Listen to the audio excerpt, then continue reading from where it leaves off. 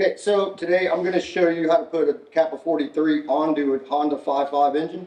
The tools you're going to need are going to be 10mm socket, 11/16 wrench, I prefer a ratchet wrench, 1/2" ratchet wrench, and you're going to need a 1/2" socket. So first thing first, what we want to do is we want to go ahead and get our gear out of the bag that comes with the pump, and it's going to come with an O-ring. It's going to come with your bolt to install your gear to go on the shaft,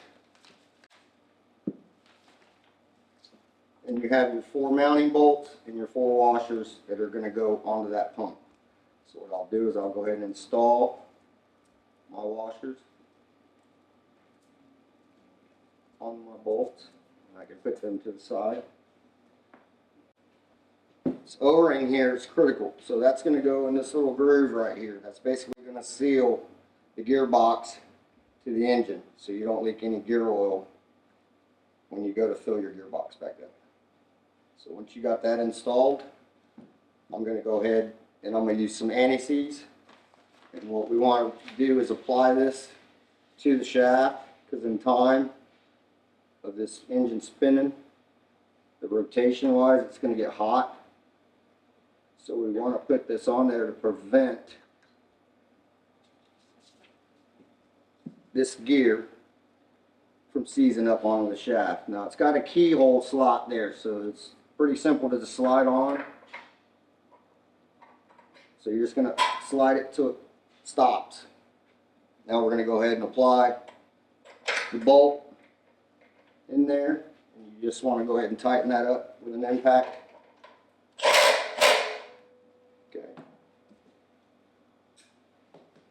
So now I'm going to go ahead and slide my pump right over my engine onto the gear. And you're going to kind of want to play with it for a minute until it catches gear. But once it's flush, then you know you're on. I usually use something to cheat with to pry it up, just to keep it propped for you so you're not having a hard time installing your bolts. And I'm just going to go ahead and install these 4.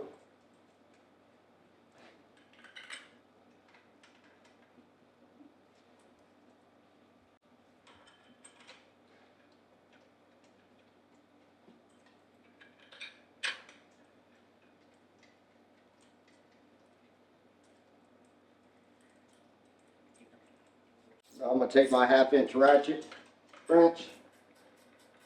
I'm just going to tighten these down.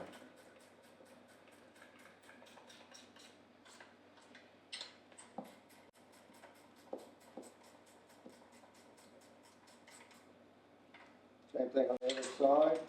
Okay, so now that I got my pump and engine put together, everything's snug and tight, we're going to want to go ahead and take the plastic plug on the top. It actually says oil on it with the gasket. I want to leave that there. Side plug here basically is going to be our level mark. So using 80-90 weight gear oil, what I want to do is I want to go ahead and fill my gearbox up, and you're going to fill it basically to this oil plug.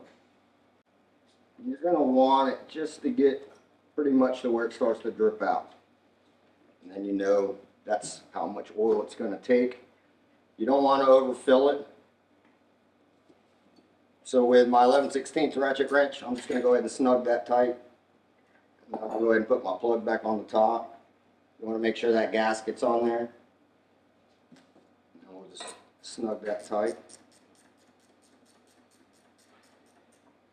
And now you know you have your oil level is in the gearbox. Now that we got our pump and engine put together, we're going to go ahead, it comes standard with its new regulator, so I'm going to show you how to install that. First, I want to go ahead and show you the fittings that are going to come with the regulator. And one bag itself should have all your parts for the regulator. So you're going to have your bypass nut, your elbow, there's an O-ring, so there's 2 different size O-rings in here. So you don't want to mix them up. Okay, so the bigger one, obviously you got 2 sizes. The bigger one's actually going to go on the back side of the regulator, so that's going to seal the water to the pump itself so it doesn't leak on you. You got 2 bolts here that are the mounting bolts for your regulator. They're going to come with little washers, so you want to make sure you put them washers on. We're going to go ahead and slide them through mounting holes, and you're going to line them up. It's going to go up and down, so you really can't put it side to side. So we're going to go ahead and hand tighten those. And to tighten that up, you're going to use a 10mm socket. And you don't want to tighten it too tight. You just want it snug. Okay. Second O-ring, it's going to go on your bypass elbow. So you want to make sure that's on there, preventing any water from leaking. And we're just going to slide our nut over it. That's going to screw right onto the bottom of this regulator. And then they supply you with 2 extra 1/2-inch barbs that are going to go on the regulator itself, whether one's for the agitator or one's for your hose reel. So we're going to put those on. Last, it comes with a new suction elbow and a nut and an O-ring. So you want to make sure that O-ring is actually going to line up around flush with that. I'm going to go ahead and pull this off, and then you can go ahead and replace this with your old one. And then we'll just tighten that down snug, and that is the KAPPA-43.